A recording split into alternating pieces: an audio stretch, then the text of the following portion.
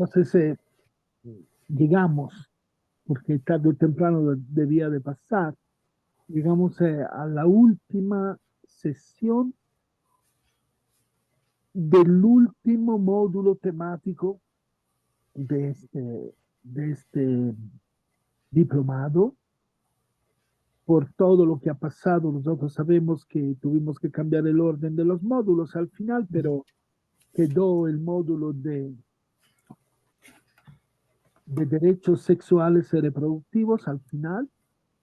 Después de hoy tendremos un periodo importante de recolección de todo lo aprendido, de construcción cooperativa de los productos finales y después tendremos el coloquio final, que es un coloquio importante. Entonces, hoy tenemos la suerte, la fortuna, el honor de tener aquí con nosotros la doctora Rafaela Schiavon, que es una experta internacional de derechos sexuales y reproductivos.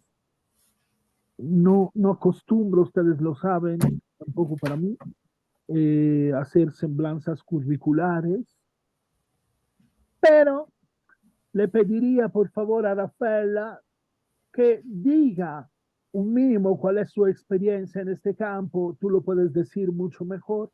Creo que todos están interesados en escucharlo. Y después empezamos a dialogar con ella sobre el tema, ¿no? Pero le dejo la palabra a ella para que se presente de la manera correcta, sin tantos giros. Adelante, Rafaela. Buenos días a todos. Para empezar, buen inicio de primavera. Fue ayer.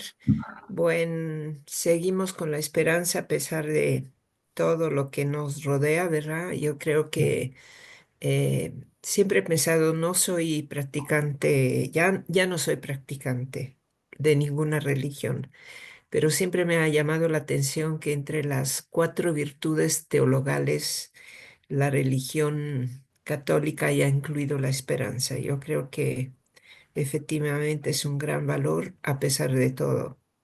Bueno, perdóneme por esta introducción media mística, filosófica. Soy médica, soy ginecóloga, soy italiana como Paolo, pero tengo ya 40 años viviendo y trabajando aquí en México y he trabajado en diversas instituciones, desde hospitales públicos, he trabajado en el Hospital General, conocí ahí la primera realidad médica de México, trabajé después en el Instituto Nacional de Pediatría, donde fundé un servicio de salud reproductiva para niñas y adolescentes, todavía a finales de los 90. Después fui directora general adjunta en el Centro Nacional de Equidad de Género y Salud Reproductiva de la Secretaría Federal de Salud. Y finalmente trabajé 11 años como directora de una organización no gubernamental internacional que se llama IPAS México, no sé si la conocen, que defiende los derechos sexuales y reproductivos de mujeres, niñas y adolescentes con un enfoque especial sobre el aborto seguro. Y actualmente, bueno, soy jubilada y me sigo desempeñando como consultora independiente en estos temas. Eh, Me pueden hacer preguntas más específicas sobre mi perfil o le Yo voy a entramos. romper el hielo, porque te escuché hace poco.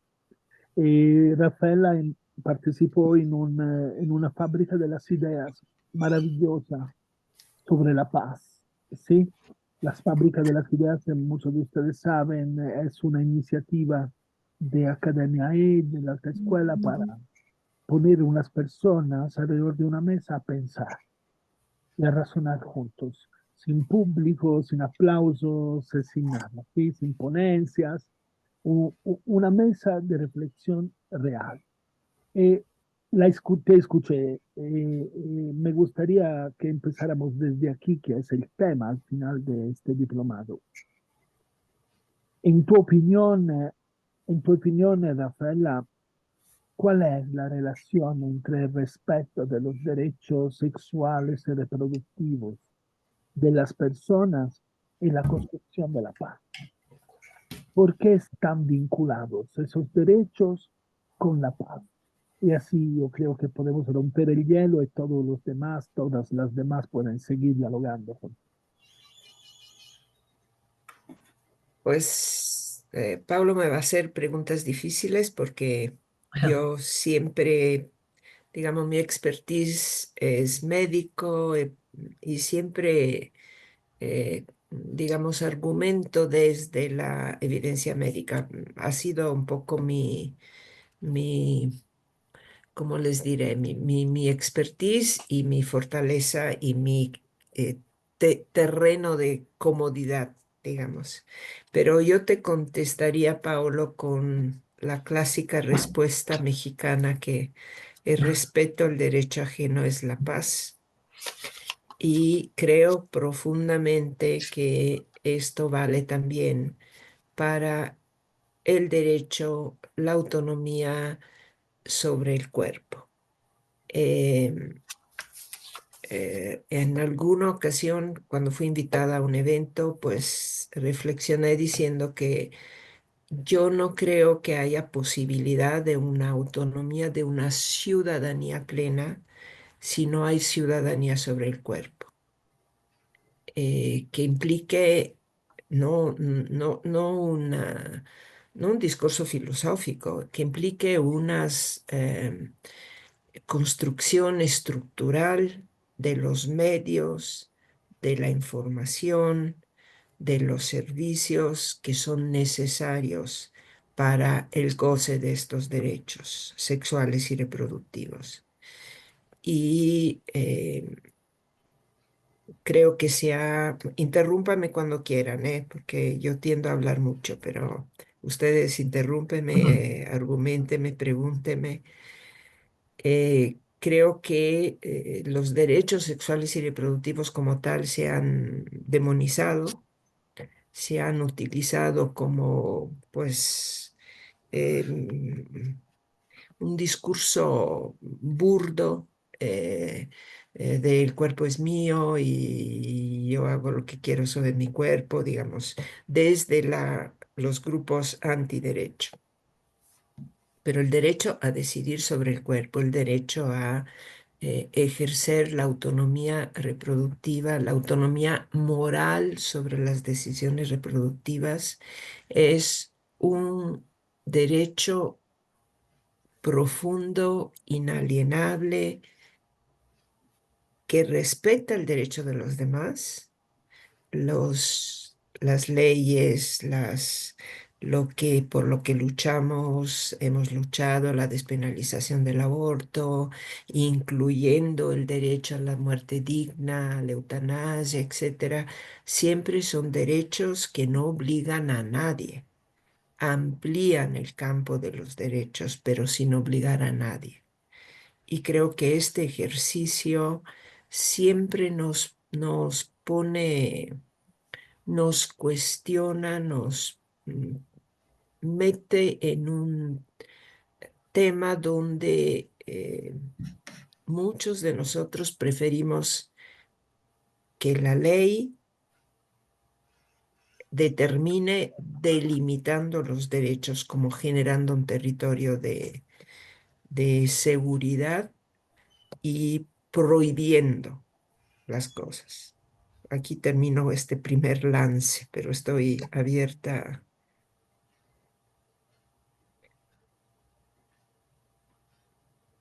Ahora sí, la palabra a ustedes para seguir dialogando con Rafaela, porque si me pongo yo a hacer todas las preguntas, se vuelve una charla típica de nosotros, entonces Mm. creo que ustedes pueden aprovecharla.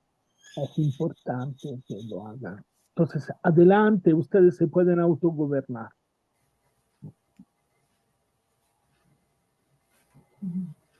Y también perdóneme si prefieren, porque yo no he tenido tiempo de preparar nada específicamente para esta charla, pero tengo una serie de insumos. Yo soy muy visual en mi manera de compartir, de platicar. Tengo una serie de insumos de presentaciones que si ustedes quieren podemos utilizar a lo largo de esta charla, específicamente sobre dos temas que yo considero ejemplares en la discusión de los derechos sexuales y reproductivos, que son el tema del aborto, por un lado, y el tema de la prevención del embarazo no deseado, no intencionado, forzados en niñas y adolescentes. Cierro este paréntesis y ustedes podemos ir y venir sobre. Bueno, antes de darle la palabra a Andrés, yo diría que si tú los tienes a la mano y no te crea problemas, utilizarlos,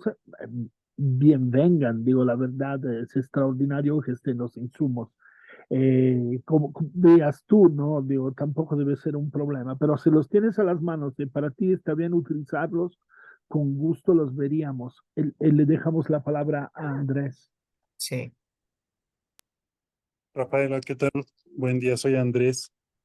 Perdón por entrar tarde. Ando con una serie de complicaciones, como suelo, pero voy a tratar de estar lo más presente. Quería pedirte si puedes ahondar un poco en esto último que decías sobre la imposición como obligación. Nada más esto.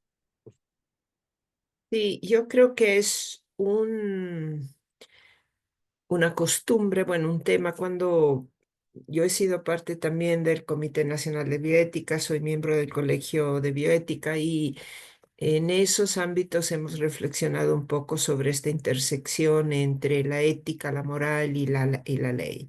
Y creo que hay una tendencia en ciertas sociedades, en ciertas personas, sobre todo con ciertas ideologías, en exigir, pedir que la ley determine la ética y la moral de una sociedad.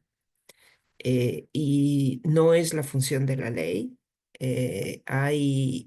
Digamos, la ética y la moral tienen otro terreno donde existe un respeto recíproco de los derechos y eh, de los derechos de los demás, de las creencias de los demás, sobre todo si es una ética laica, como pues yo creo que no debería haber otra ética que no sea laica, aun cuando reconozco que existan otras posturas y las respeto, pero insisto, no considero que no deben ser impuestas a los demás.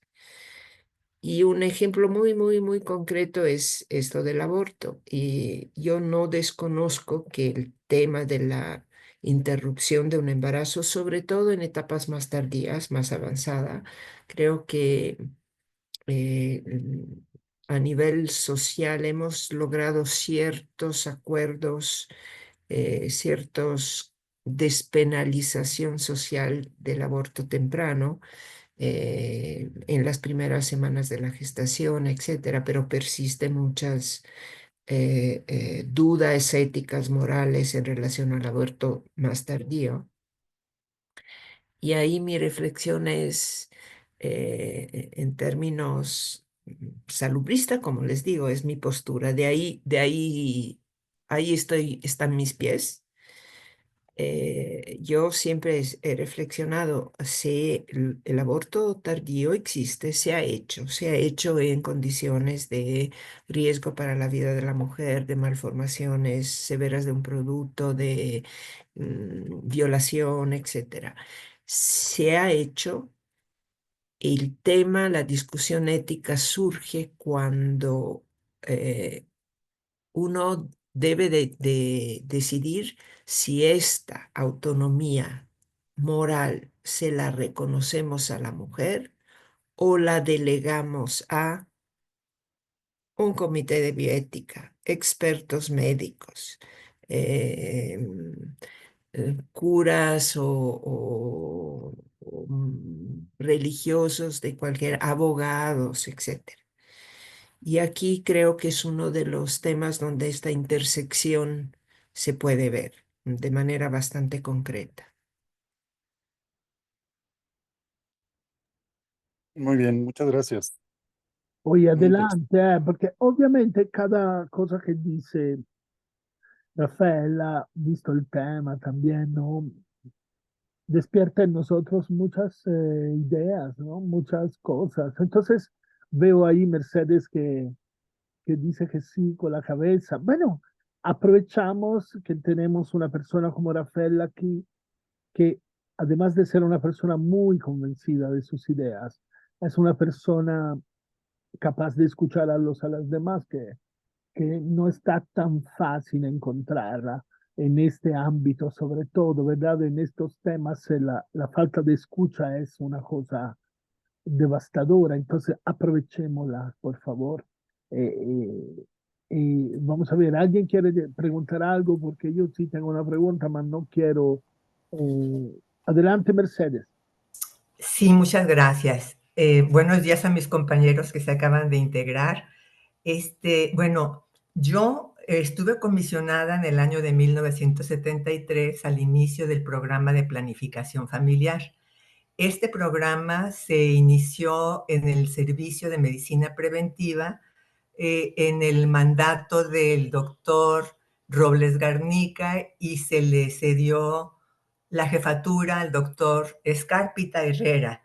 Para iniciar esto, nosotros hicimos pues como una muestra representativa muy importante de todas las mujeres que abortaban en los hospitales de ginecobstetricia, y esto fue un fundamento básico para ver cuántas muertes podían ser evitables y prevenibles con un método anticonceptivo. Pero esto mismo valió mucho para que el programa con ese nombre como que fuera aceptado en todos los estados de la República. Cada vez que se tocaba el tema de los abortos, hubo un doctor muy lindo, tal vez ya se haya muerto, Mateo Escándano, que era el que defendía mucho el aborto, pero lo veíamos como un terreno muy jabonoso porque había muchas personas a favor y muchas personas en contra. Y en este momento yo me pongo a reflexionar si es un derecho de la madre, pero ¿dónde queda? Soy totalmente abierta, no me, como que a pesar de mi formación, no me matriculo con alguna situación puritana. Estoy a favor del aborto en los primeros meses de gestación, pero yo digo, ¿dónde quedan los derechos del bebé o del niño o del embrión? Esa es una pregunta que se me ha venido últimamente, maestra Rafaela. Muchas gracias. Paolo, tu pregunta tiene que ver con este tema. ¿Quieres juntarlas o vamos por... No, Rafaela, mi pregunta no tiene que ver con este tema. Ok, Este tema yo no lo tocaba porque sabía que tarde o temprano saldría, entonces prefiero que tú lo toques aparte. ok. Bueno, desde la construcción del discurso Mercedes, creo que se reflejan, digamos, cómo este discurso se ha ido construyendo en el debate en nuestro país, en nuestra región y en todo el mundo. Esta misma argumentación, cómo está expuesta, eh, refleja insisto, una construcción del discurso hecha eh, y que yo creo que el enfoque no debe de ser este, pero voy a tratar de contestar de acuerdo a mis argumentos, a las evidencias, etcétera. Desde el punto de vista de los derechos, ya ha habido que se llaman derechos en competencia. Ha habido una construcción inclusive muy avanzada de la región latinoamericana y de las Cortes Supremas en América Latina. Y te puedo mencionar Argentina, se llama un famoso fallo FAL, esas las iniciales. En Colombia, que hace en 2022 em, declaró, digamos, constitucional la interrupción del embarazo a demanda de la mujer, no por causales. Si quieren, regreso un poquitito para aclarar las definiciones. Declaró constitucional el aborto hasta las 24 semanas. Y también una construcción de argumentaciones jurídicas. Cuando hablo de jurídicas no hablo de ley, hablo de argumentaciones sobre los derechos humanos, los derechos sexuales y reproductivos, el derecho a la vida, a la salud, etcétera, los derechos básicos que deben de traducirse en leyes. Estos derechos deben de estar protegidos en leyes. Y el argumento, bueno, regresando un poco para definir, la mayoría de los países, eh, Gustavo, ok, perdón, Pablo, es que veo que aparecen chats y tú estás sugiriendo Ah, no, lecturas. no, no, nada más que eso pasa siempre. Cuando yo no Sí, sé, sí, yo retroalimento, tú claro. oyes. Y yo después, si quieren, al final sí les voy a sugerir algunas lecturas, además breves, fáciles, o más complicadas, si quieren, más que también he utilizado en estas discusiones, en estas pláticas. Entonces, nada más para entender un poco cómo está regulado el aborto en este momento en la enorme mayoría de los países del mundo. Hay una regulación que se llama por plazos y una regulación por causales.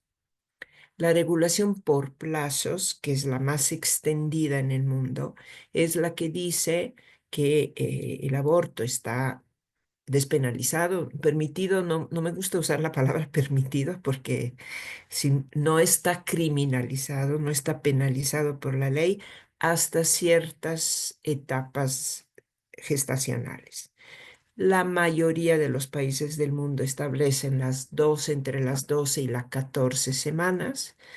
Hay algunos países que han extendido este término, por ejemplo, en UK, en Inglaterra, en el Reino Unido, hasta las 20 semanas, y Colombia recientemente hasta las 24 semanas.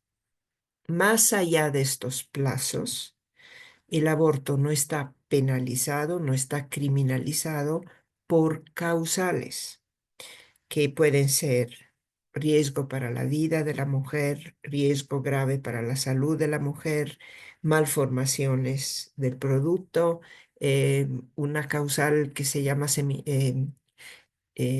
inseminación artificial no consentida. No sé a quién se le ocurrió, pero bueno, una inseminación artificial no consentida no es artificial, pero sí es la violación, y por supuesto la violación. En nuestro país, en México, la regulación del aborto depende de los códigos penales de los estados, es decir, cada código penal estatal determina en qué condiciones se criminaliza o no el aborto.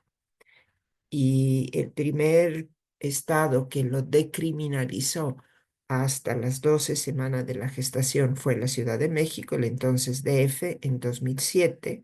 Y después, en 2019, tuvimos que esperar 11 años para que siguiera Oaxaca, y progresivamente lo han despenalizado. Ya he perdido la cuenta, el último fue Colima, pero son como 32, perdóneme, 22 estados que ya han decriminalizado el aborto hasta las 12 semanas de gestación.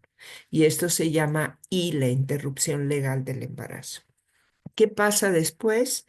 Persisten las causales. Es decir, en caso de violación, en caso de riesgo para la vida, persisten las causales que cada estado tiene en su código penal. ¿Qué ha dicho la Corte en estos años, la Suprema Corte en México? ¿Qué ha dicho la Corte Interamericana de Derechos Humanos? ¿Qué ha dicho la Corte Supremas de Colombia, etcétera? Voy a tratar, no soy abogada, pero voy a tratar de resumir un poco la argumentación. La Corte reconoce que existen derechos en competencias, que es lo que tú definiste, Mercedes. el derecho de la mujer gestante y de la persona con capacidad de gestar. Este es el último lenguaje incluyente que se prefiere adoptar. Y el derecho, yo creo que también es muy importante no utilizar terminologías como el bebé, como etcétera. Son terminologías simbólicas que tienen una carga simbólica fuerte. Creo que no se vale usarlo ni por un lado, ni por otro, ni por la derecha, ni por como las queramos llamar. En general, nosotros hablamos y las cortes hablan del producto de la gestación. Entonces, las cortes dicen existen los derechos y, sin embargo, estos derechos tienen una evolución diferente dependiendo de la etapa del embarazo. Y la Suprema Corte de México no ha definido en qué momento estos derechos tienen como el mismo valor, pero en general reconoce siempre como prioritario el derecho de la persona gestante, digamos, comparado con el derecho de un producto en formación. Em, ¿Cuál es mi postura personal? Y quiero decirles que también mi postura personal ha sido una postura en evolución. Eh, Esta lucha tiene muchos años en México y creo que la mayoría de nosotros hemos empezado con el discurso de la viabilidad, es decir, que tiene que ver con el plazo.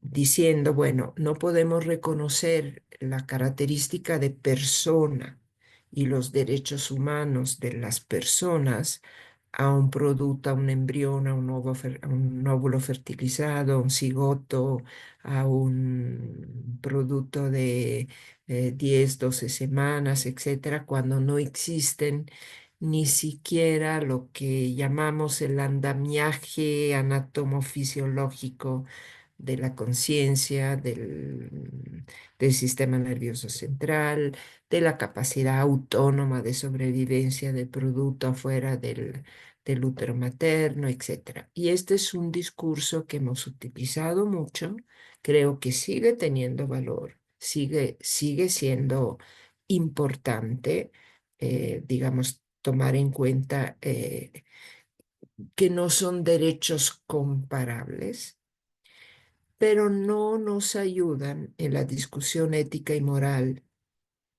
de lo que tú mencionas, Mercedes, de etapas más avanzadas del embarazo. Y ahí, en lo personal, eh, yo sugiero dos reflexiones éticas. Una, que parte de la realidad. ¿Quiénes son las mujeres que abortan tardíamente? Porque uno puede tener en la cabeza fantasías de que hay hordas de mujeres que llegan a abortar al octavo mes, a punto de parir, lo que el fantasma que pintan en Estados Unidos cuando en todas estas batallas constitucionales, legales, no es cierto. Ahí les puedo después, si quieren las dos presentaciones que tengo, se las puedo pasar para que las vean ya con calmita como insumo, digamos, pero ahí están los datos de cuál es el porcentaje de abortos que llegan más allá de la 12 semana y que llegan más allá de las 20 semanas y que llegan más allá de estas 20 semanas. Eso es un porcentaje mínimo. ¿Y cuáles son estas mujeres?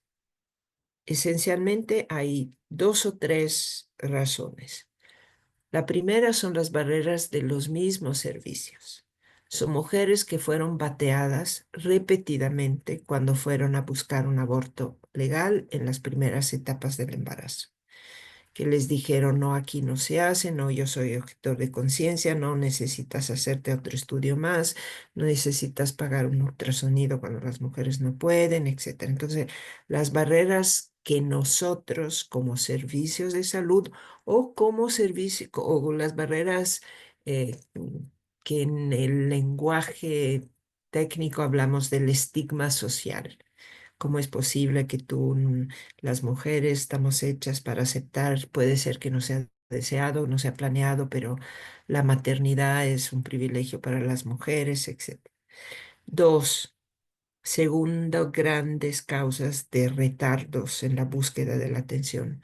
Vivir violencia, haber sido víctimas de violencia, violencia sexual, o vivir violencia de pareja en la familia. A veces el violador es la misma pareja, a veces vives situaciones de violencia con la pareja dentro de la familia que no te permiten la toma de decisiones temprana, asertivas, etcétera. Y tres son razones socioeconómicas. Las mujeres no tienen los socioeconómicas, y quiero decir acceso a la información, acceso al dinero, acceso a la capacidad concreta de llegar a un servicio. Entonces, siguen siendo la minoría de las mujeres, pero todas estas mujeres, a mi juicio, tienen el mismo derecho de acceder a la interrupción de un embarazo que no pueden, no quieren, no tienen la capacidad emocional, física, lo que ustedes quieran. No sé quién de ustedes en este grupo ha sido madre, ha sido padre. eh, Reconocer que la maternidad no es una obligación, de por sí es complicado ser madre, ¿verdad? No puede ser impuesta a nadie en ningún momento. Y mi otro argumento que creo que se utiliza poco y no hay mucha evidencia, es el derecho de cada persona a nacer deseado, amado, aceptado. Puede no ser deseado, no te busqué, pero cuando llegaste te acepté con toda la disponibilidad emotiva, afectiva, moral, etcétera. Bueno, aquí termina. No sé si te he contestado, Mercedes, pero voy a mandarles además más y veo que Paulo ya les mandó referencias. Sí me contestó, maestra, y me actualizó y me quedó muy claro. Muchas gracias. Luzma, Yo quería preguntarte, Rafaela, sobre una, una cuestión de la Suprema Corte de Justicia de la Nación en México sobre el aborto, que fue hace, yo creo que un par de años, más o menos, y que entonces no entiendo cómo baja, digamos, esta decisión de la Suprema Corte de Justicia de la Nación a nivel estatal, porque todos los estados, según entiendo, pero no tengo información, deberían de acatar este fallo de la Corte en torno al aborto. Así es. Y hay varios fallos de la Corte. Igual tengo una diapositiva con que resume estos fallos, estas respuestas que no vinieron de a gratis, ¿eh? Hay que tomar en cuenta, vinieron de recursos de inconstitucionalidad, amparos, etcétera, que se generaron en México, y este ha sido un activismo judicial de toda América Latina, por parte de abogadas jóvenes, activistas muy preparadas. Yo creo que es algo que no tenemos mucho en mente. Consideramos el activismo como las marchas con pañuelos verdes, etcétera, es ese también, pero ha habido un activismo en tema de derechos muy interesante, una construcción muy interesante del discurso, y insisto, que viene especialmente de toda la región latinoamericana.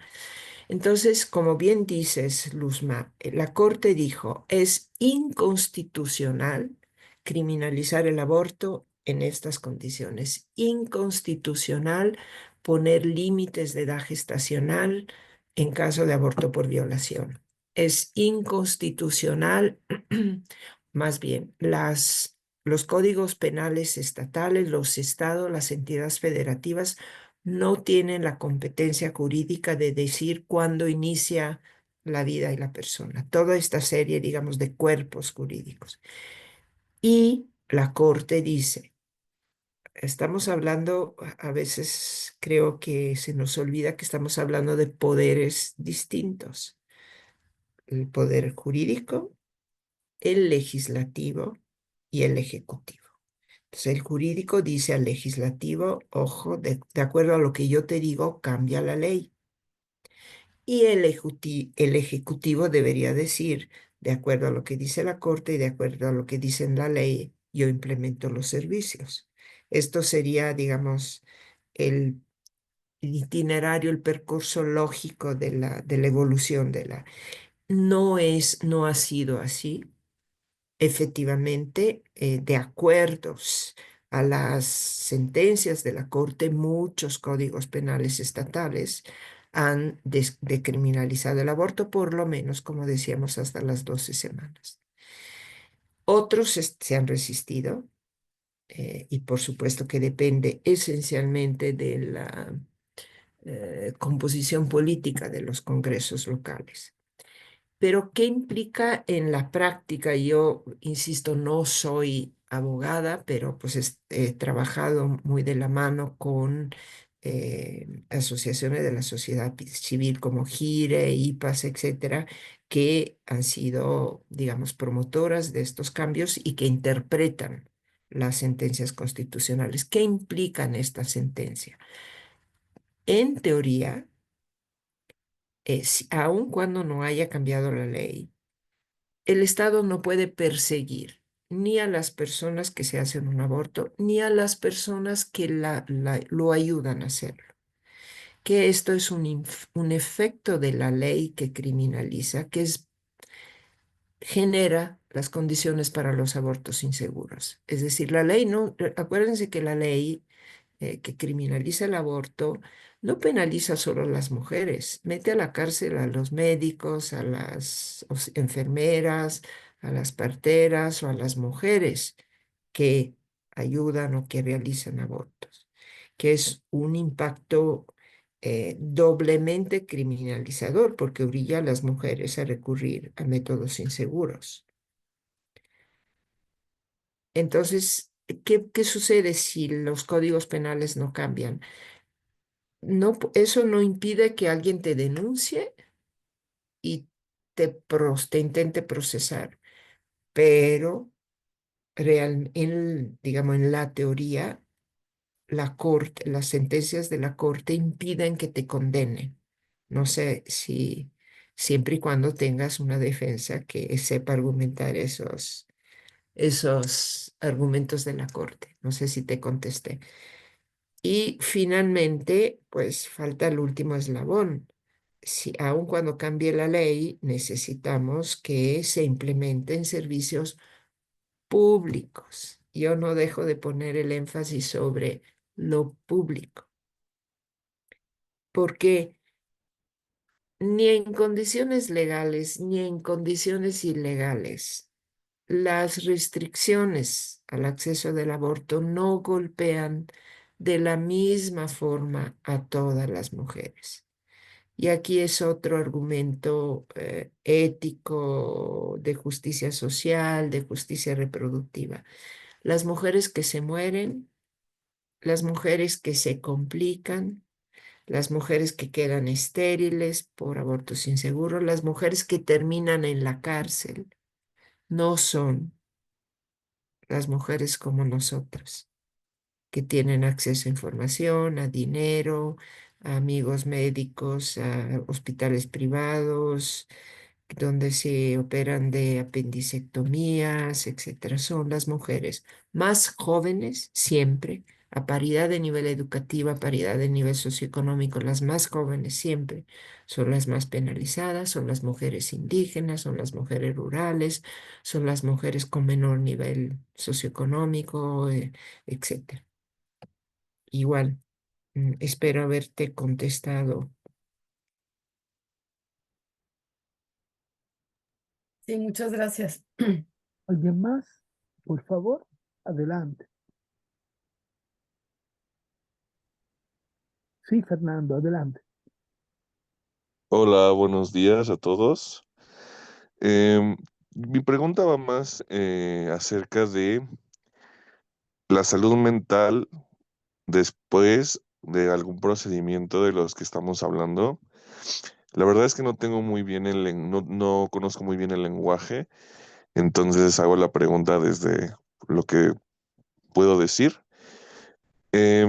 He tenido amigas que han tenido que tener abortos o han tenido que o han decidido también de tener un embarazo por X o Y razón, pero muchas de ellas después también tuvieron muchos problemas emocionales, cayeron en depresión, muchas de ellas también tienen una sensación de culpa y creo que uno de los temas que no se platica mucho sobre estos procedimientos también y que más, bueno, y eso genera una desinformación o que no se tenga la información completa, más bien, es que es justamente estas consecuencias también para para las mujeres, ¿no? Que pueden generar muchos problemas emocionales a lo largo de su vida si no se toman de la mejor manera.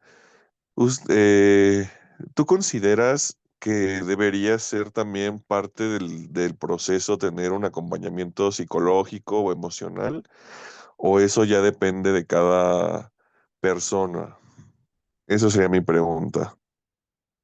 Gracias, Fernando, por poner en el debate este tema, que es un tema otra vez, como le decía Mercedes antes, hay una construcción del discurso que a veces pensamos que es personal propio, pero que viene ya viene, ya viene construido en este caso de los movimientos antiderecho. Y yo te podría contar, voy a pedir a Paolo que me permita compartir aquí sí pantalla, si es posible, porque este es parte de la presentación sobre aborto que yo Adelante, enfoco de Rafaela, ya manera... se puede compartir. ¿No se puede compartir? Sí, Ok. se puede compartir. Adelante. Ah, no, me dice que lo intenté hacer. Ya, ahora sí. ¿Lo ven? Derechos sexuales y reproductivos.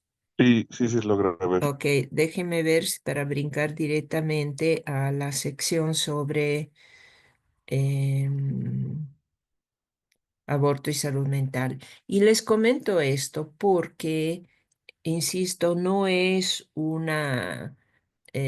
un discurso que se genera de manera espontánea. Es un discurso que ha sido construido y esto también después les voy a enseñar algo de un trabajo, de una investigación que hicimos, donde está el impacto del aborto en la salud mental. ¿Lo ven? Sí, Sí, ¿verdad? Espero. Ok. Bueno, les cuento un poquito la historia de este tema. En la época de Reagan, en Estados Unidos, los movimientos antiderecho pidieron a la presidencia que hiciera investigaciones relacionadas para cuestionar el derecho del acceso al aborto, que cuestionara, por un lado, el tema del aborto y la salud mental, que, digamos, construyera el argumento de que el aborto genera lo que se llama síndrome de estrés postraumático globalmente, que es el término que se utiliza para los problemas de los veteranos de guerra. Entonces, pidieron construir la argumentación de que el aborto generaba un síndrome de estrés postraumático y otro tema que el aborto causaba cáncer de mama. No sé si lo han oído. Entonces, aquí les resumo rapidísimamente, son cuatro diapositivas, cuatro o cinco diapositivas que tengo, pero el tema es amplísimo.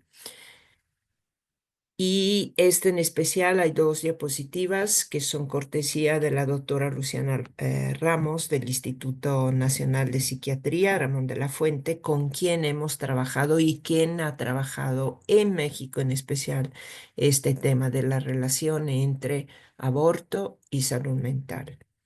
Entonces, antes que nada, los argumentos que han publicado los investigadores, los movimientos antiderecho, y les puedo decir inclusive las fundaciones que financian y los autores de estos artículos, generalmente son estudios que tienen sesgos, bias, sesgo de selección, sesgos metodológicos importantes. Muchos de ellos juntan abortos de todos tipos, espontáneos versus inducido. No es lo mismo perder un embarazo deseado que interrumpir un embarazo no deseado. No es lo mismo un aborto de una violación que un aborto de un embarazo que llegó sin que se planeara o deseara en ese momento. Hay sesgos de metodología, diga metodológicos, que a lo mejor no les dice nada a ustedes. Las muestras no son aleatorizadas, no representan de manera adecuada la realidad.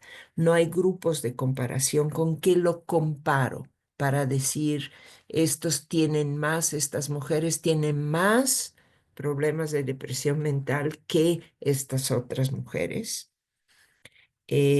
No hay una historia real de notificación de los abortos, y además de que en qué condiciones se realizaron los abortos. No es lo mismo un aborto realizado en la clandestinidad que un aborto legal realizado en los servicios cuando ya se reconoce el derecho al aborto. No hay mediciones cuidadosas de la salud mental, cómo mido la depresión, aplico escalas adecuadas de depresión, y falta de control de variables confusoras, en especial la situación de salud mental antes y después del aborto.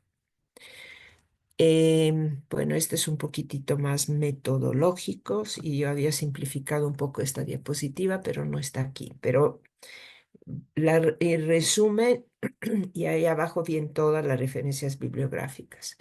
¿Qué nos dicen los estudios controlados que tienen una metodología rigurosa? Estos estudios no arrojan evidencia de que haber tenido un aborto aumente el riesgo de trastornos de estrés postraumáticos o trastornos del estado de ánimo, inclusive con seguimientos largos. Aquí dice hasta 5 o 6 años. Ya los estudios longitudinales, es decir, que siguen en el tiempo, las mujeres, si no recuerdo mal, han llegado hasta los 10 años después del aborto. En especial, el aborto seguro y legal, realizado en condiciones de legalidad, no está relacionado con trastornos mentales como suicidio, ideación suicida, uso de sustancia, que son otros argumentos, trastornos de control del impulso, trastornos alimentarios, donde se ha intentado demostrar que todas estas, digamos, trastornos de la salud mental están causados por un aborto. Por el contrario, los estudios controlados con grupos de control adecuado demuestran que son aquellas mujeres que se ven obligadas a continuar con embarazos no deseados en las que aumenta el riesgo de experimentar ansiedad, problemas depresivos y problemas de violencia, sobre todo violencia de pareja, sobre todo de las parejas que las embarazó. Y la prevalencia de trastornos mentales en mujeres que tuvieron un aborto voluntario en condiciones seguras y legales es absolutamente igual a la de otros grupos de comparación. Y de hecho, la mayoría de ellas informó haber estado satisfecha con su decisión inmediatamente después, meses después y años después del aborto. Estos argumentos, toda esta bibliografía, y le voy a después a presentar una lámina de un estudio a largo plazo de seguimientos longitudinales. ¿Qué quiere decir? Que no hago cortes que no son como fotografías, sino hago una película de las mujeres que abortaron y las sigo en el tiempo. Y las comparo con mujeres embarazadas, con embarazos no deseados que no pudieron abortar, que ese sería el grupo de control adecuado, ¿ok?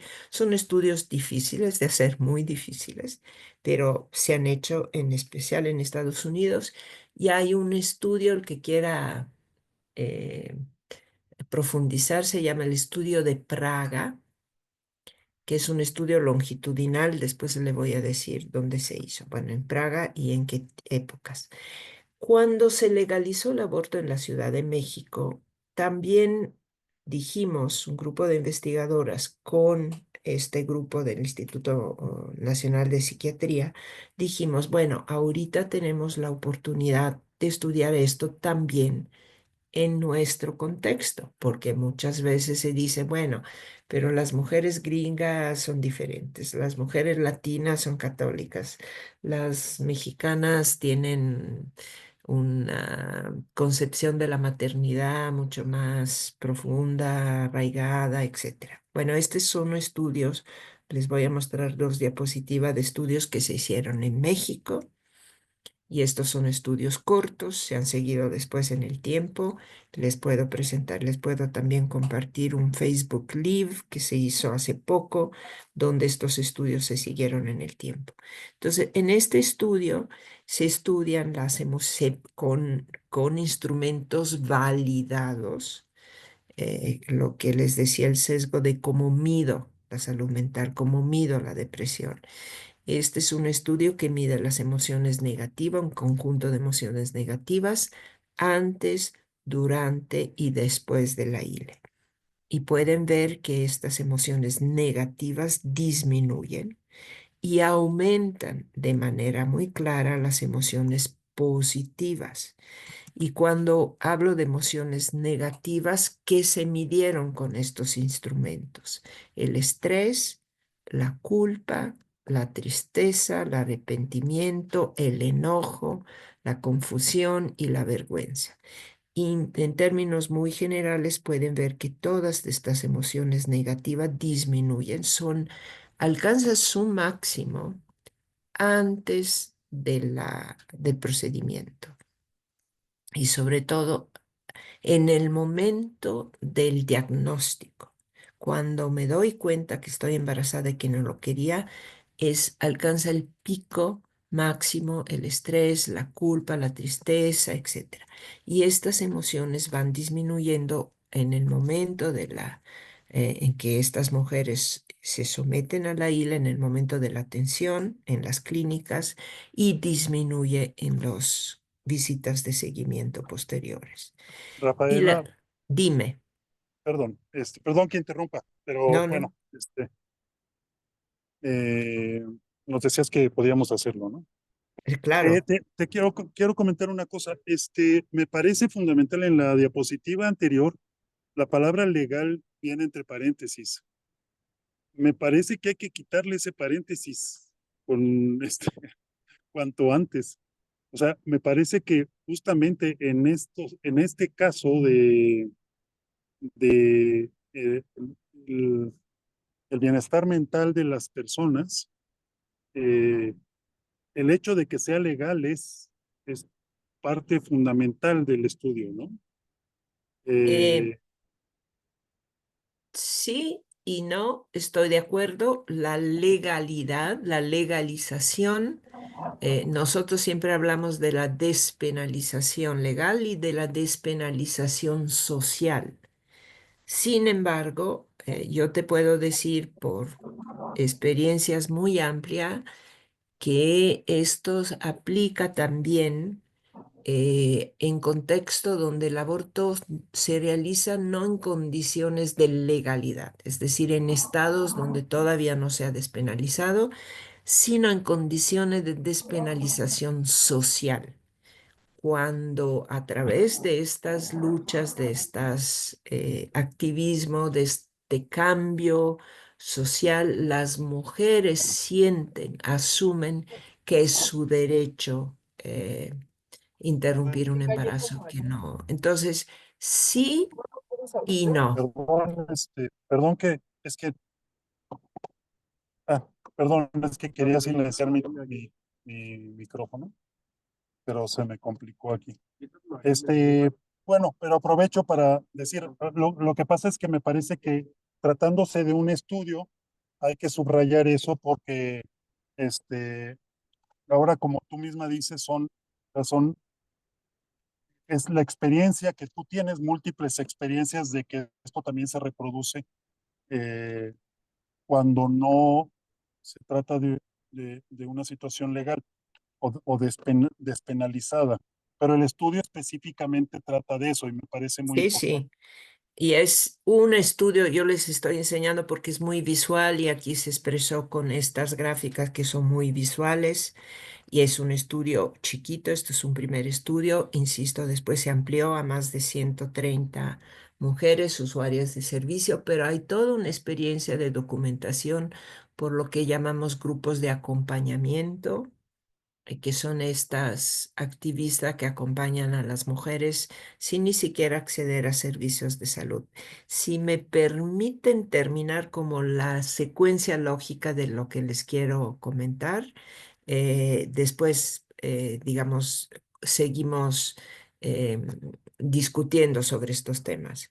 Entonces, lo que les quería decir, un estudio riguroso utilizando instrumentos validados de medición del estado de salud mental, de las emociones, etcétera, demuestra que las negativas disminuyen y las positivas aumentan, la tranquilidad, la seguridad, el alivio, la satisfacción con la decisión tomada. Estos son seguimientos cortos.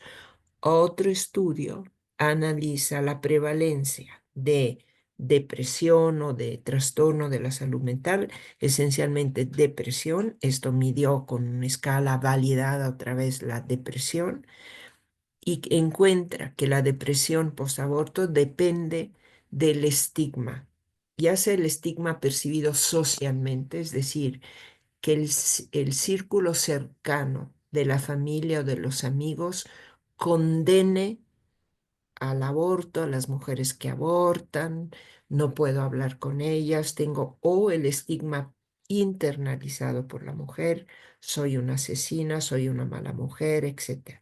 Entonces, no es el aborto, es el estigma. Y el estigma se construye, se ha ido construyendo de manera legal, cultural, ideológica. Yo no sé quién de ustedes va a misa todos los domingos, pero creo que el tema del aborto, de que asesinar un ser inocente en el vientre materno, es un discurso que se construye. Y los que tienen más curiosidad, los invito a consultar. Esta es una investigadora de la Universidad de San Francisco. em, Se llama Diane Foster, y ella ha iniciado hace unos 10 años estos estudios longitudinales que estudian el impacto del aborto. Y pongo legal porque ahí sí, en Estados Unidos se siguieron solo mujeres que pudieron acceder a un aborto legal, comparándolas con mujeres que no pudieron acceder a un aborto legal, mujeres digamos, los controles por nivel educativo, socioeconómicos, etcétera. Se hicieron grupos de control para la comparabilidad y la única variable diferente es que algunas pudieron interrumpir y otras no pudieron porque llegaron días después de la fecha legal permitida. El estudio demuestra de manera sistemática que el impacto de no poder acceder a un aborto legal es mucho más negativo sobre la salud de las mujeres, la salud mental de las mujeres, y va más allá de la salud mental, la salud económica, las condiciones de vida en pareja, el, ¿cómo se llama? Raising the children, el cuidar, el educar a los niños nacidos en esa circunstancia o nacidos después por embarazos no deseados. Entonces, en general, la evidencia no concuerda, no, de ninguna manera. Y déjeme ver si puedo enseñarle otra cosa mientras ustedes comentan, pero de ninguna manera la evidencia apoya el hecho de que el aborto el aborto en sí sea un evento estresor sobre la salud mental de las mujeres. Y de hecho, y este es un estudio que en lo personal me gusta mucho, es un estudio que hicimos con un grupo de investigadoras. Voy a tratar de ser breve, pero este estudio me encanta porque creo que siempre pensamos en el aborto como un mal menor, ¿ok? También en la reflexión ética, ok, está bien, es un mal menor, pero pues en pro de un bien superior aceptamos que una mujer pueda abortar. Yo les voy a enseñar un estudio, un análisis que hicimos a partir de una encuesta que realizó en los poquitito, bueno, casi durante el COVID, estaba empezando la epidemia del COVID, que es un estudio que realizó a nivel nacional la Escuela Nacional de Trabajo Social de la UNAM. Y es un estudio sobre la fecundidad de mujeres jóvenes. Se entrevistaron a nivel nacional muestras representativas de mujeres, pero en un rango de edad muy específico, entre los 20 y los 24 años. ¿Ok? Solo en ese rango de edad. Estas son dos publicaciones que salieron, que pueden conseguir. El análisis cuantitativo y el análisis cualitativo de este estudio, enfocado a analizar la prevalencia y el impacto del embarazo temprano en la adolescencia en estas mujeres. Acuérdense que se entrevistaban entre los 20 y los 24 años. Con un grupo de investigadoras nosotros analizamos de esas mujeres que se embarazaron en la adolescencia, las que abortaron y las que no abortaron. Y dividimos a estas mujeres en tres grupos: las que no abortaron, las que nunca abortaron, las que abortaron un primer embarazo, es decir, su primer embarazo se interrumpió, espontáneo o inducido, no había elementos sólidos para poder distinguir, y las mujeres que reportaron un aborto después del primer embarazo. Y este grupo lo voy a dejar un poquitito afuera porque en realidad este grupo se parece mucho al primero. Y analizamos dos variables en estos tres grupos. Analizamos cuántos hijos tenían en el momento de la encuesta, es decir, entre los 20 y los 24 años, y la edad del primer parto. Entonces, de este grupo, esto está expresado en términos porcentuales. De este grupo de mujeres, que fueron 1.723 mujeres que habían tenido un embarazo, por lo menos un embarazo, 7.2% estaban embarazadas en ese momento, 57, casi 58% había tenido un hijo en el momento de la encuesta, entre los 20 y los 24, y 35% tenía dos o más hijos a la edad de los 20 o 24 años. De este grupo que habían abortado el primer embarazo, 62% no tenía hijos en el momento de la encuesta. No había vuelto a embarazarse. 23% tenía un hijo y solo el 15% tenía dos o más. Y la distribución es más parecida. De hecho, tenemos muchas que tenían, el 61% que tenían dos o más hijos en el momento de la encuesta. Y si analizamos la edad al primer parto, este primer grupo, pueden ver, sin antecedentes de aborto, que se había embarazado en algún momento y nunca había abortado, 6.2% había tenido un primer parto entre los 11 y los 15 años, 17% entre los 16 y los 17, ven casi 29% entre los 18 y los 19 años y 48% entre los 20 y los 24 años. Y aquí pueden ver este grupo, miren ustedes cómo se distribuye la edad al primer parto. 15% habían tenido un primer parto entre los 11 y los 15 años. En general, este grupo me habla de una altísima vulnerabilidad de esta población. Pero miren este grupo, aquellas que se embarazaron en la adolescencia, que abortaron, insisto, inducido o espontáneo, no sabemos, 62% como en la gráfica anterior, no había tenido todavía ningún parto. Solo 1% había tenido un parto en la adolescencia muy temprana, 4,3% en la adolescencia intermedia, 15% en la adolescencia tardía y 17% como mujeres jóvenes en el momento de la edad de la encuesta. ¿Cómo interpretamos estos datos? Y aquí voy a terminar para dejarlos hablar. Estas adolescentes, niñas que se embarazaron, que tuvieron un inicio de vida sexual activa sin anticonceptivo o forzada, o les falló un anticonceptivo, utilizaron un método de manera incorrecta, inconstante, etcétera. Bueno, terminaron embarazándose en la adolescencia. Ese embarazo siguió hasta el término. Tuvieron un bebé, parieron un bebé.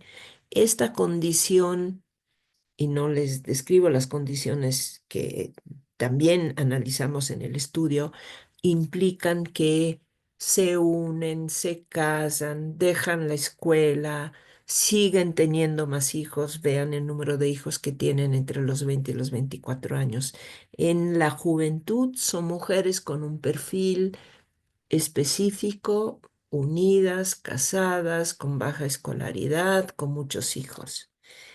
Las mujeres que aún en estas condiciones, que se embarazaron sin quererlo porque no usaron métodos o porque les falló el método, etcétera, pero que en las cuales se interrumpió este primer evento con un aborto, tienen una segunda oportunidad, ya sea por el aborto mismo o porque la atención del aborto las puso por primera vez en contacto con un sistema de salud que les permitió acceder a lo que en jerga se llama APEO, anticoncepción post-evento obstétrico, con métodos de larga duración, de alta efectividad, no un condón, sino un DIU, un implante, etcétera. Este conjunto de eventos les permite seguir su vida. Permanecen solteras, no están obligadas y la obligación no es solo te obligo a, ya te tienes que casar, etcétera, sino también un sentido eh, cultural, ético, etcétera. Bueno, me voy a casar con el papá de mi hijo, etcétera. Pueden seguir permaneciendo solteras, pueden seguir estudiando, no tienen otros hijos más, como que ya no me queda de otra que ese plan de vida. Y se parecen mucho más a aquellas adolescentes que tuvieron acceso a una sexualidad protegida, con información, con métodos, etcétera, y que pueden, digamos, perseguir ese plan de vida. En resumen, estos datos, y hay algunos otros en la literatura internacional, pero no hay muchos, porque siempre tenemos como esa sensación de decir, pues el aborto es un mal menor y impacta siempre de manera negativa en la vida de la mujer. No es cierto. Hay datos que sugieren que el aborto de un primer embarazo en etapas tempranas, en la adolescencia de la vida, puede generar un impacto significativo y positivo en la vida de las mujeres jóvenes. Reduce el número de hijos y de hijas, retrasa la edad al primer hijo e hija y les permite seguir con su plan de vida de manera positiva, constructiva. Bueno, y aquí termino esta parte, pero les puedo dejar esta presentación para que que las analicen, que las vean. Aquí estoy abierta, perdón, a sus preguntas. Bueno, adelante. Preguntas, comentarios, reflexiones, aclaraciones.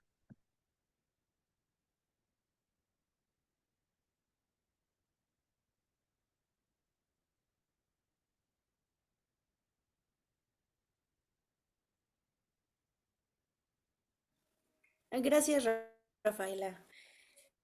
A mí me gusta mucho ver estos datos porque nunca los había revisado. Y yo quiero preguntarte también sobre la educación sexual, porque justo ayer que estaba en clase, yo doy clase también en la Universidad Panamericana, que es una universidad que tiene tradición católica.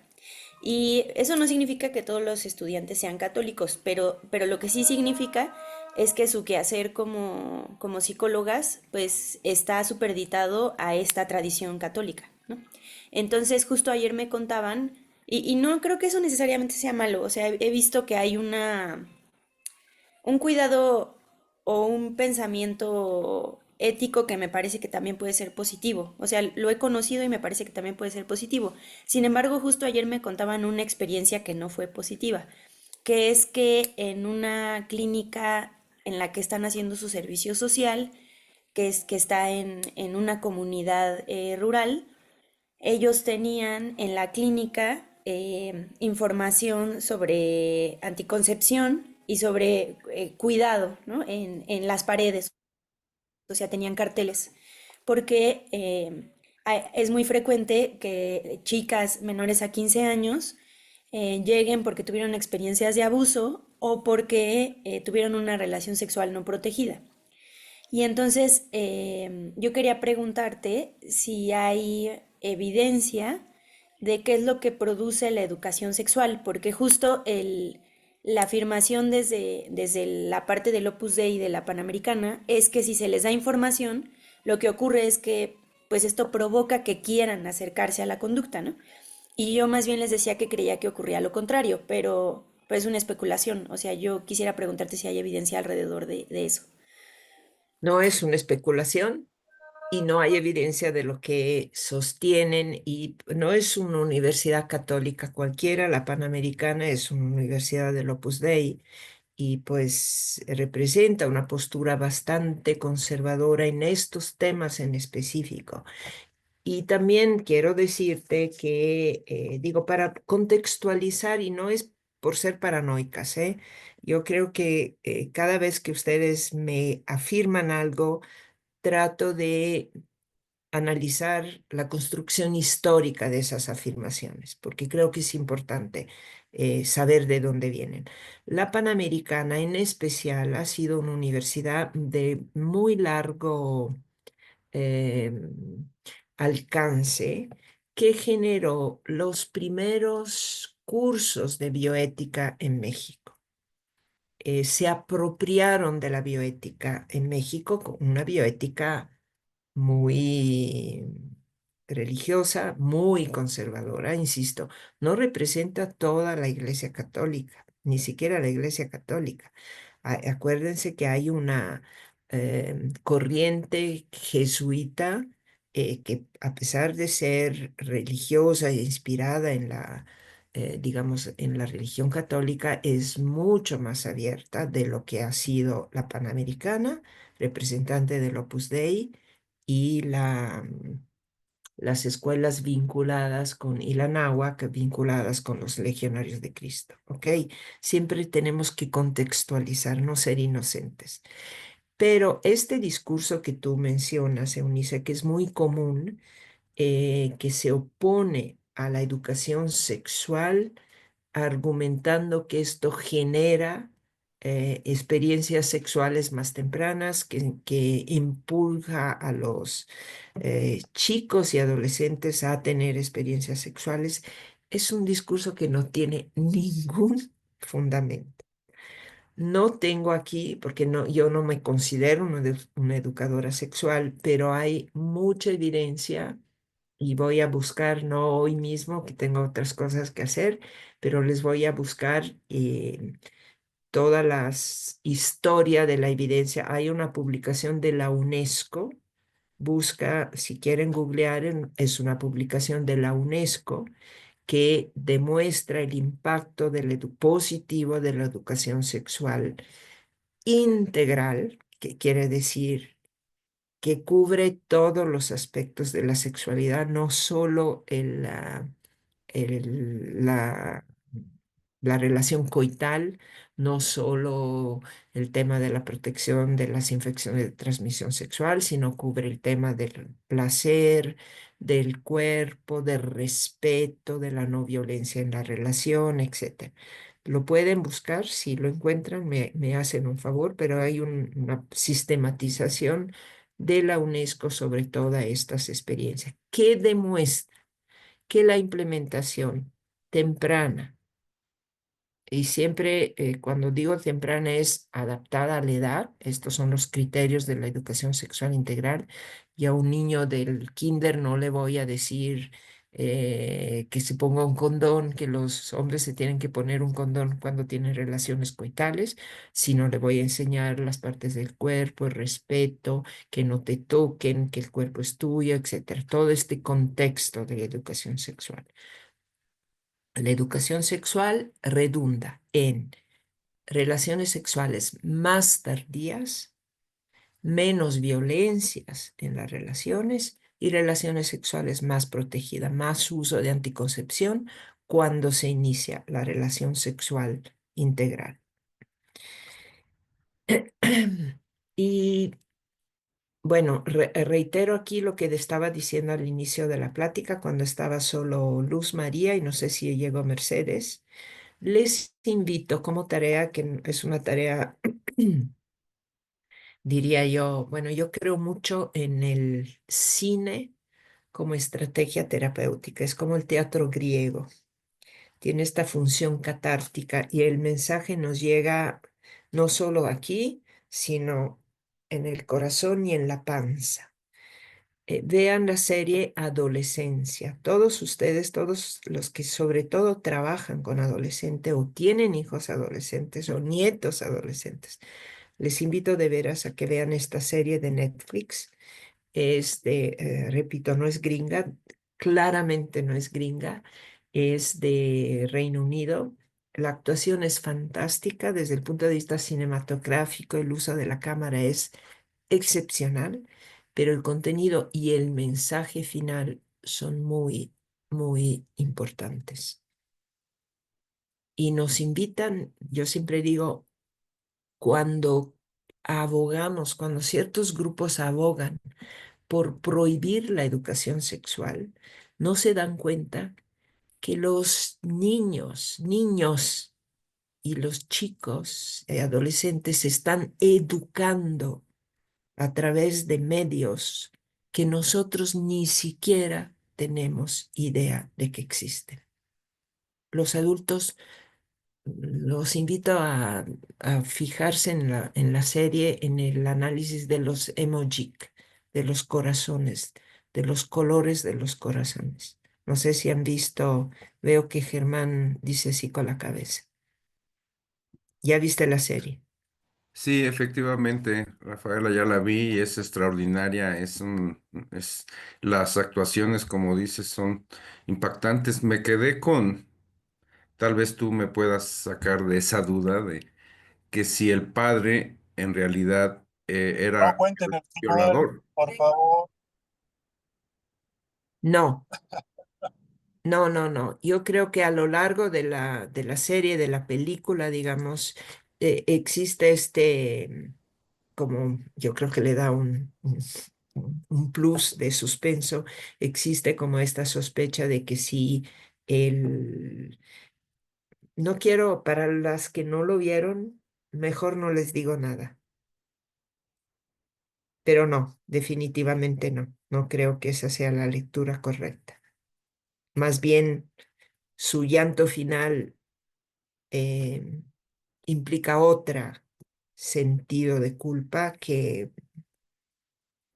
sobre lo que sucedió en la familia, pero está muy buena, es una reflexión sobre los retos que enfrentamos en estas sociedades en educar y acompañar a nuestros niños y adolescentes que se vuelven víctimas después de estas. Recuerden que estas redes sociales han sido en la administración anterior llamadas ante el Congreso en Estados Unidos para intentar obligarlos a hacerse responsables de ciertos contenidos, conductas, impactos en niños y adolescentes. Pero Eunice, para terminar, es otro discurso construido que no tiene ninguna evidencia, ninguna. Nosotros publicamos un pequeño artículo aquí en México sobre cómo aún recibir una educación sexual básica en las escuelas ayuda a tener una iniciación sexual más protegida. A ver, Luzma. Y que tengo aquí la página de la UNESCO, donde están los datos que arrojan sus estudios. Y les leo dos párrafos pequeñititos. Dice, la educación sexual hace que los educandos retrasen la edad de su inicio. Perdón, el teléfono. La educación sexual hace que los educandos retrasen la edad de su iniciación sexual, aumenten el uso de los preservativos y otros anticonceptivos cuando son sexualmente activos, aumente sus conocimientos sobre su propio cuerpo y sus relaciones, disminuyan la toma de riesgos y reduzcan la frecuencia de las relaciones sexuales sin protección. Y luego dice que se ha comprobado que los programas que promueven la abstinencia como única opción son ineficaces para retrasar la iniciación sexual, reducir la frecuencia de las relaciones sexuales o disminuir el número de parejas sexuales. Y es eso. Y si quieren un argumento un poco catchy, que siempre cuando en prácticas, en auditorios diferentes, dicen, ay, pero los métodos anticonceptivos fallan o no hay protección absoluta. Eso también son argumentos de ciertos grupos de la derecha, no hay una protección absoluta, pueden fallar. Yo siempre les digo, la abstinencia también falla. Y cuando falla, no tienes protección. Y cuando falla, no le has informado de alternativas anticonceptivas como la anticoncepción de emergencia, por ejemplo. Entonces, sí, yo los invito a consultar esas publicaciones de la UNESCO, que son estudios muy sólidos, longitudinales, que siguen en el tiempo, que se actualizan periódicamente.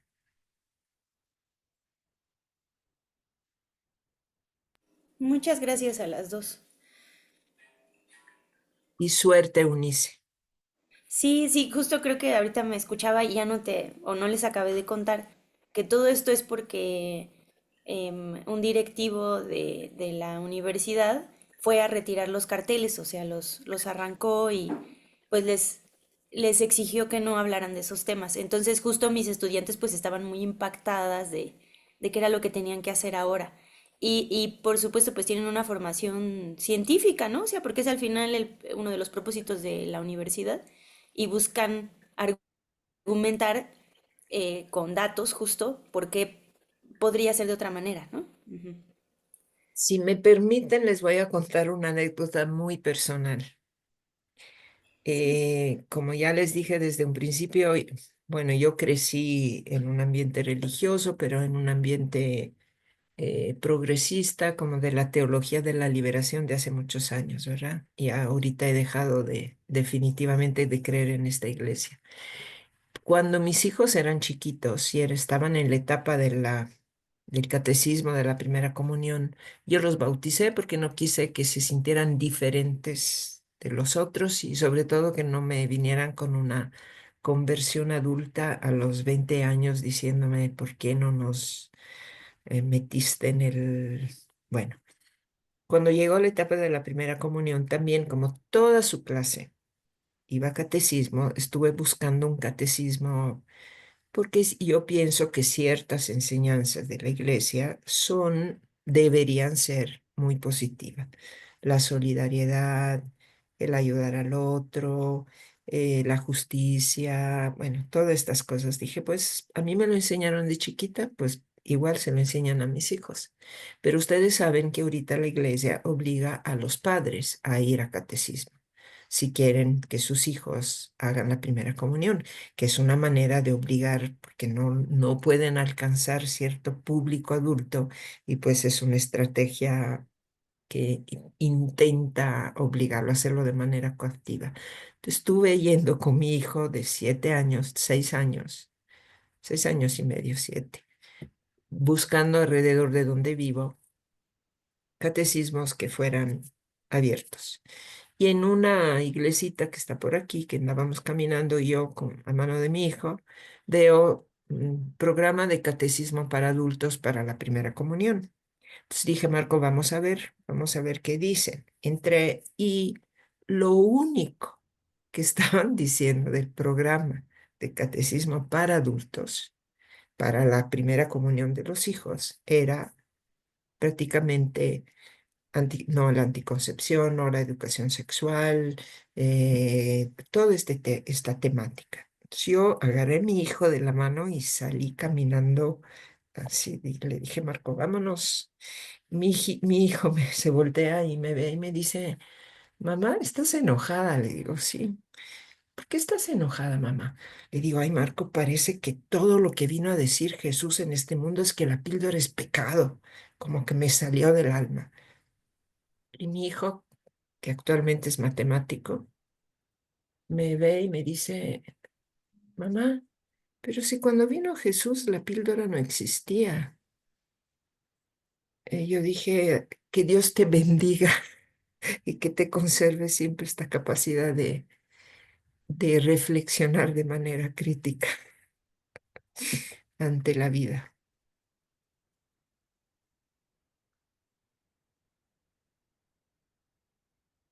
¿Alguien más que quiera preguntar o decir algo a Rafaela también para dejarla libre después de hacer sus cosas? Porque yo le pedí 1 hora y media, ya es 1 hora y 40, no quiero abusar, pero si hay alguien que todavía quiere decirle algo, preguntarle algo, yo creo que a ella le va a dar gusto.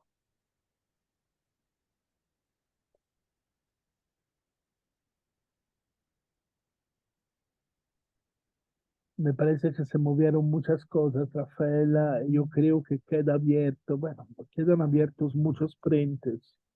Desde mi punto de vista, el tema de la educación sexual me parece un tema delicado, desde cualquier lado uno quiera verlo, ¿no? También desde el lado de los que la apoyan, que la promueven. Y yo creo que no muchas personas tienen claridad sobre lo que hay que enseñar, cómo hay que enseñarlo. Creo que hay corrientes muy mecanicistas, es decir, vamos a enseñar a los niños que no son las cigüeñas que los traen. Hoy en día todos sabemos que el tema es mucho más, está mucho más allá de que un niño crea que naces debajo de una col, ¿verdad? Hoy en día es muy difícil que un niño a los 5 años crea que nació debajo de una col. Antes podía haber gente a los 15 que no sabía cómo nacían los niños. Hoy es mucho más difícil que desde el punto de vista mecánico, ¿sí? No se sepa cómo funcionan las cosas. Esto implica un reto importante para la educación sexual, ¿no? Que debe de ir mucho más allá de donde habría tenido que ir hace 100 años. ¿Sí? Hoy en día la educación sexual tiene otros retos que son importantes porque desde todo lo que tú nos dijiste, eh, se deduce todavía una ignorancia monstruosa, ¿no? Por parte de la sociedad, de muchas familias, hasta diría yo con mucha pena de muchas universidades, ¿sí? Cultivar la ignorancia. Entonces, cuando digo cultivar la ignorancia, me refiero a la ignorancia en el sentido puro de la palabra, no enseñar las cosas, no informar, arrancar los carteles de las paredes, ¿sí? Porque esas cosas no hay que decirlas. Entonces, es cultivar la ignorancia, es cultivarla. Entonces, nada, yo espero que un día, con calma, con tiempo, podamos organizar una charla quizás presencial aquí en nuestros rumbos para poder hacer lo mismo que hicimos hoy, pero alrededor de una mesa, ¿no? Sería maravilloso. Yo no sé los demás, las demás qué opinan, pero ¿alguien quiere todavía que preguntar algo a Rafaela antes de dejarla ir y de dejarle obviamente la última palabra de este encuentro? Levantó la mano Germán. Sí, Rafaela, muchas gracias por tu plática. Y quisiera preguntarte, ¿quién acompaña a las adolescentes? ¿Quién orienta a las adolescentes para un aborto? Digo, obviamente las adolescentes de estratos más altos seguramente tienen apoyos, pero las adolescentes indígenas o de estratos sociales muy bajos, ¿quién las apoya? ¿Quién las orienta? Y por otro lado, ¿en qué porcentaje los hombres apoyan a sus parejas en la decisión de abortar? Ya mujeres más grandes, digamos, ¿no?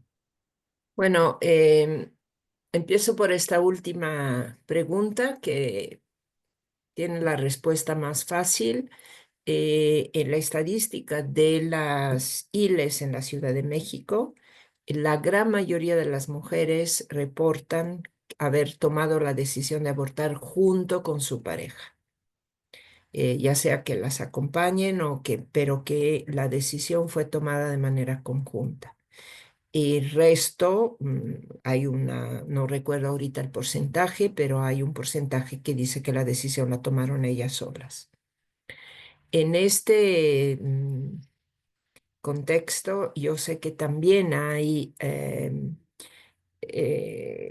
una argumentación que surge cuando he estado en estas pláticas con grupos un poco más diversos, que dicen, bueno, los hombres también deberían tener derecho a decidir sobre un aborto, ¿no?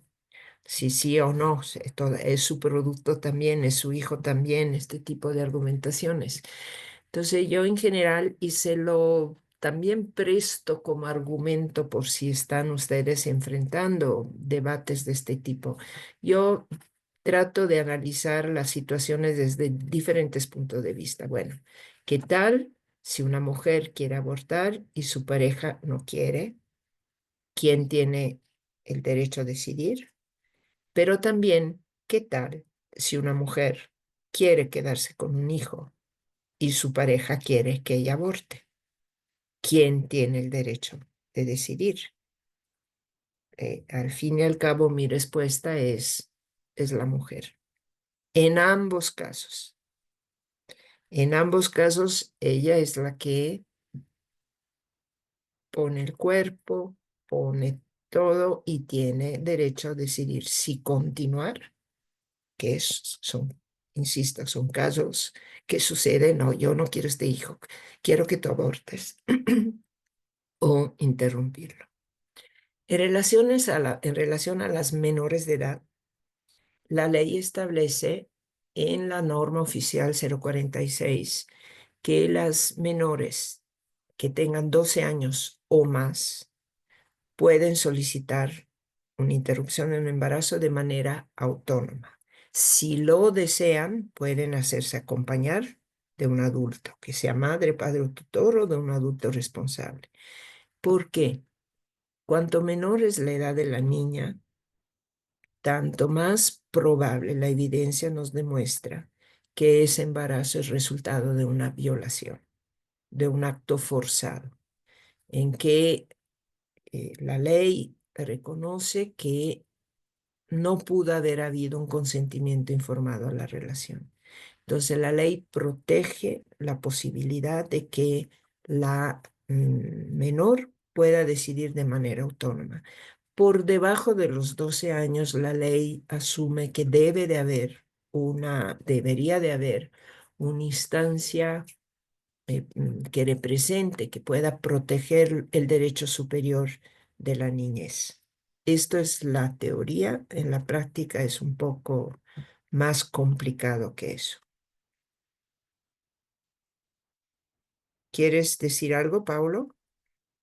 Yo no sé, apareció No, una mano aquí. Ah, no. no soy yo que levanté la mano, No, es pero que estabas así con el dedo. si alguien quiere decir algo bien, si no le dejamos la última palabra a Rafaela. Como vieron, no son cosas que se pueden cerrar en 1 hora y media, 2 horas de charla. Es una formación que yo considero, como todas las formaciones, permanente. Es una formación de valores, pero es también una formación de informaciones, de conocimientos correctos, porque hay mucha fake en todo eso. Y yo creo que la información también ayuda a construir conciencia, porque las mentiras sirven exactamente para deconstruirlas. Entonces, si nadie quiere tomar la palabra, Rafaela, quisiera que tú cerraras este encuentro. Nosotros después, les digo, nos quedamos un momento, pero dejamos libre a Rafaela de irse. Le dejamos la palabra para cerrar este encuentro. Gracias, Rafael. Pues gracias a ti, Paulo, por haberme forzado a participar en contra de mis, resistencias y los tiempos sobre todo. Y porque yo soy media obsesiva y me cuesta un poco de trabajo tener presentaciones libres y siempre preparo mis PowerPoints y las evidencias, etcétera. Pero yo creo que es muy buena también una discusión abierta de este tipo. Me gustaría concluir exactamente con lo que tú dices, Paulo. Yo creo que una buena ética se construye a partir de una buena información. Em, una buena ética, buenos valores deben de construirse a partir de una buena información, de una información sólida, comprobada, no sesgada, etcétera. Que también tiene una ubicación, yo me defino una feminista, una que apoya los derechos de las mujeres, no soy neutral en eso, y se lo he explicitado. Pero siempre digo, nosotros queremos evitar, prevenir eventos como el aborto, como, bueno, ¿cómo prevenirlo? ¿Prohibiéndolo? No, con más información, con más educación sexual, con más acceso a la anticoncepción, con más acceso a la anticoncepción de emergencia. Queremos limitar los abortos tardíos, más acceso al aborto temprano, más acceso a la información, a los derechos de las mujeres. Si realmente eso es lo que queremos, las estrategias probadas, eficientes y éticamente correctas, ahí están. Entonces, creo que la prohibición y menos la prohibición legal no sirve. Solo hace que las consecuencias en la salud física, mental, en la criminalización, recaiga sobre las mujeres, las niñas y las adolescentes más vulnerables. Muchísimas gracias, Rafaela. Te dejamos libre de irte. Gracias de haberme Muchísimas gracias, preparado. Rafaela. Mucho gusto. Un gusto. Aquí estaré. Gracias. Gracias. Adiós y suerte en Muchas sus gracias. trabajos. Muchas Bye. gracias. Gracias. Adiós. Gracias, Rafa. Y nosotros hacemos una pausa, ¿sí? Y nos vemos a las 12:05 para cerrar, también para ver qué va a pasar ahora, ¿no? Porque falta poco. Ya se acabaron los módulos, pero nos falta todavía un pequeño gran paso para cerrar la experiencia del diplomado. Entonces, 12:05, nos vemos aquí. No falten, por favor. A lo mejor no voy a tomar ni los 25 minutos que quedan, pero sí es importante que veamos juntos unas cosas. Mil gracias. Un abrazo fuerte. Gracias. Y dedicar estos últimos minutos de la sesión de hoy a lo que pasa ahora, ¿no? Lo que pasa ahora es que nosotros tenemos una ventana para prepararnos al cierre de este diplomado. Es una pequeña ventana. En total son 4 sesiones, pero la última, ahora les voy a dar las fechas. La última es nuestra sesión de cierre, entonces algo muy solemne, pero también espero de alto valor académico. Y después tenemos las sesiones de preparación a ese momento. Entonces yo aquí tengo mi calendario para no decir tonterías, que sería la cosa más grande. Les quiero decir que el próximo sábado tenemos la primera de las sesiones de construcción cooperativa de los trabajos finales. No se asusten, la mayoría de ustedes ya saben de qué se trata. Alguien a lo mejor no, pero cuando digo trabajo final no estoy hablando de nada que nos cambie la vida, ¿eh? Entonces calma. El 29, sábado 29, tenemos nuestra primera sesión de construcción cooperativa. El sábado 5 de abril tenemos nuestra segunda sección. Después viene el 12, viene el coloquio. El 12 de abril, viene el coloquio, que es nuestro momento fuerte, donde vamos a sacar, a recolectar los frutos, a cosechar los frutos de este camino largo, en mi opinión, maravilloso que recorrimos. Después, el 20 es Pascua, 19 es Sábado Santo, no estará nadie de nosotros aquí, pero haremos como una especie de fiesta virtual el 26 de abril para entregar virtualmente los diplomas y para poner las semillas de colaboraciones profesionales y de proyectos entre todas y todos nosotros. Entonces, esto es un poco lo que nos espera. Ahora, ¿a qué me refiero yo? Para que ya lo aclaremos, ya muchos lo saben, con trabajos finales. No, no me refiero en absoluto a tesis ni investigaciones, ni a las que se llaman terriblemente tesinas, ¿sí? Ni a trabajos terminales. Ustedes no tienen que demostrar nada, porque creo que por la estructura, en la manera de hacer este diplomado, ustedes ya demostraron todo lo que tenían que demostrar, ¿sí? Nadie tiene que demostrar lo que sabe, lo que aprendió, porque mucho de lo aprendido saldrá en el momento oportuno, cuando lo necesitaremos, que eso es lo que a veces la pedagogía pierde de vista, ¿no? Que no todo lo aprendido lo tenemos a la mano para enseñarlo, como si fuera la aduana, ¿no? A veces lo aprendido se queda ahí al fondo del cajón, en una esquina de la maleta, y un día cuando lo necesitamos sale, porque lo aprendimos.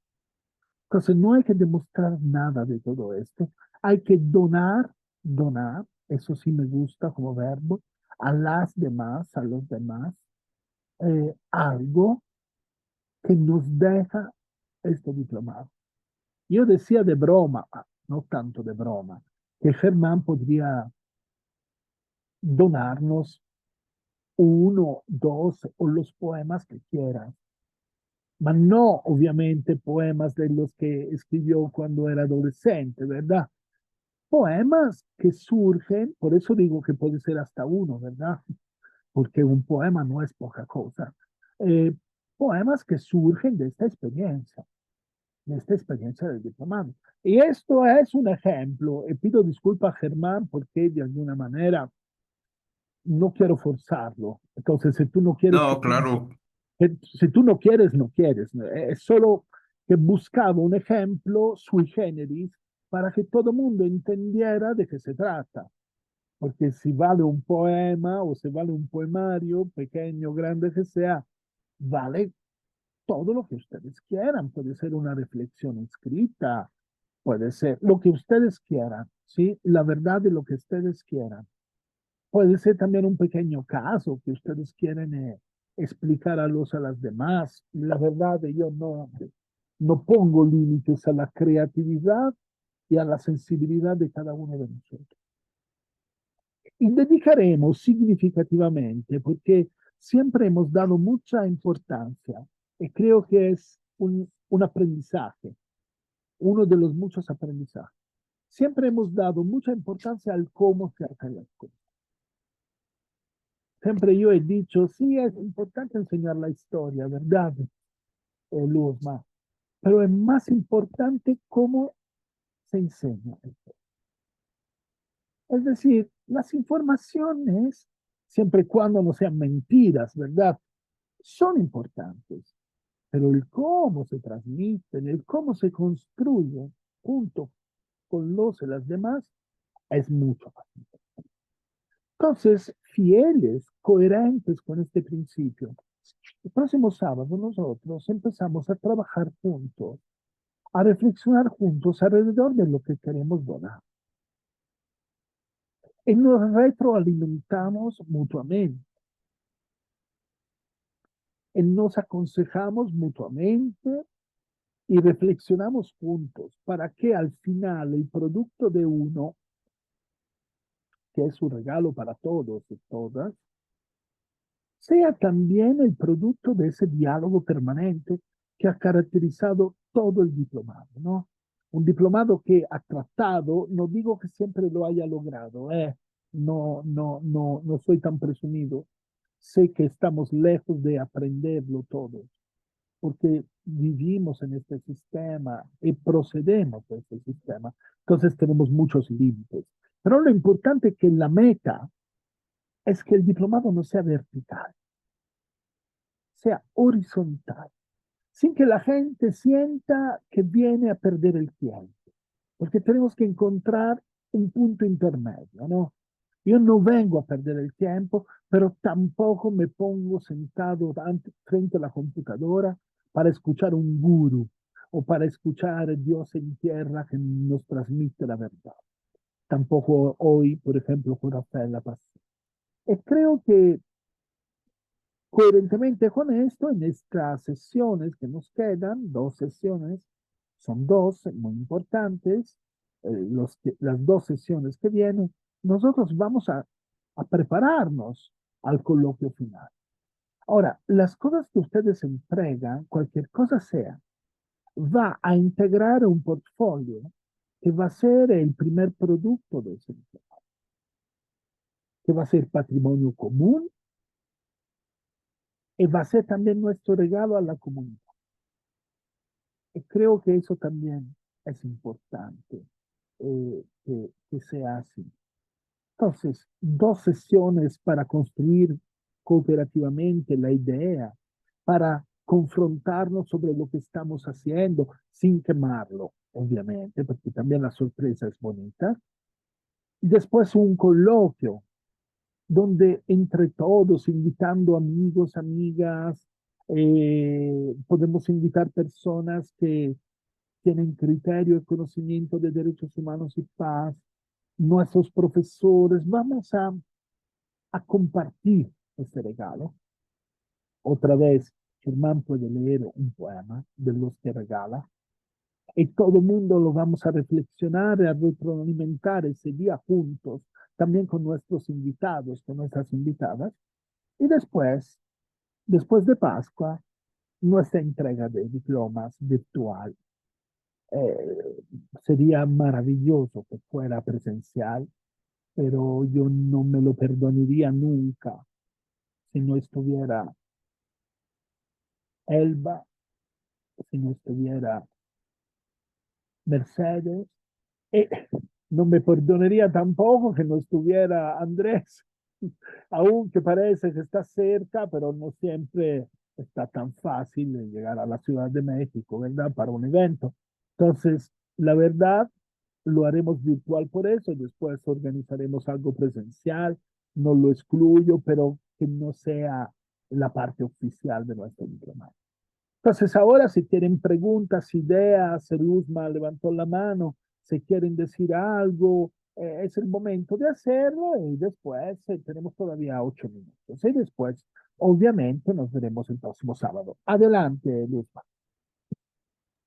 Sí tengo duda, 29 de marzo y 5 de abril en sesión colaborativa, Sí, intercambiamos ideas y vamos haciendo nuestro texto y tal. ponemos a consideración de los demás, de las demás, la idea, la impostación, lo que ustedes quieran. Yo no quiero poner. ¿Y cuándo entregamos este texto? ¿El 12 de abril o antes? No, ya que no es la tarea, yo quiero huir de ese mecanismo, ¿no? La tercera sesión, que es la sesión, el 12 de abril, justamente, el coloquio, ustedes lo ofrecen a los demás. Después se lo entregaremos. Después lo entregaremos. Sí, no quiero repetir el mecanismo institucional, no entregas el trabajo, lo presentas. También porque ese día, lo repito con toda sinceridad, pero con mucha convicción, ese día ustedes no están bajo ninguna lupa. ¿Sí? No es examen, no es la prueba final, no. Nosotros no necesitamos de esos artefactos para dar un valor a lo que vivimos. Pero para dar un reconocimiento a nuestras compañeras, a nuestros compañeros de viaje, que la verdad nos donaron tanto a lo largo de estos meses, muchos meses, yo creo que ese regalo tiene mucho sentido y mucho significado. Pero no es un examen. Entonces no importa entregarlo antes del 12. El 12 se lee, se regala, ¿no? Se dona y después se entrega. Y yo obviamente me ocupo de juntar todo, ordenarlo, darle un sentido gráfico para que todo el mundo lo tenga en su posesión y para que nosotros como autores, como autoras, lo podamos regalar a la comunidad. Eso es. Otras preguntas, aclaraciones, temores, reflexiones. Mercedes, Paula, Germán. No, Pablo, solo estoy pensando qué podría ser. Sí, Eso, claro. Ahora, sí. sí, no tienen eso no tiene que ser un motivo de angustia. Ah, no, no, no de angustia, es algo, me despierta un instinto creativo, o sea, como de todas las Eso, posibilidades. qué Ajá, maravilla. sí. ¿Te Sí, es acuerdas? diferente. ¿Te acuerdas la frase? No hay paz sin creatividad. Eso. Sí, A sí, veces tú lo ves ahora con lo que está pasando en todos lados, ¿no? Desde el sí. estado de Jalisco, ¿verdad? De Mercedes, hasta Ucrania, pasando por Palestina. Lo que verdaderamente friega la humanidad es la falta de creatividad. Sea, al final tenemos solamente dos maneras de solucionar las cosas. Parece que somos los seres más limitados que hayan sido puestos en esta tierra. O sea, no tenemos alternativas, no somos capaces de pensar, de reflexionar, somos tan limitados. Entonces, el ejercicio ahora de regalar algo a los a las demás, que es un ejercicio bonito, también implica nuestra creatividad, que es un valor fundamental para la paz. Germán, ¿alguna duda? ¿Mete alguna duda? Yo, al igual que Paola, estoy pensando de qué manera integrar. Claro que sí, me entusiasma, me da mucho gusto poder entregar algo para todos, con mucho gusto. Sí. Gracias, Germán. Mercedes, dudas, Pues reflexiones. mm, eh, tengo ya algunos documentos de una persona que tiene una hija desaparecida hace 3 años, Ajá. de una carta que ella escribió. Voy a tratar de, ay, no sé, como de reproducirla sin tener que sentirme muy afectada.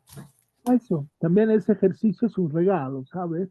Sí, Es un regalo enorme el solo ejercicio.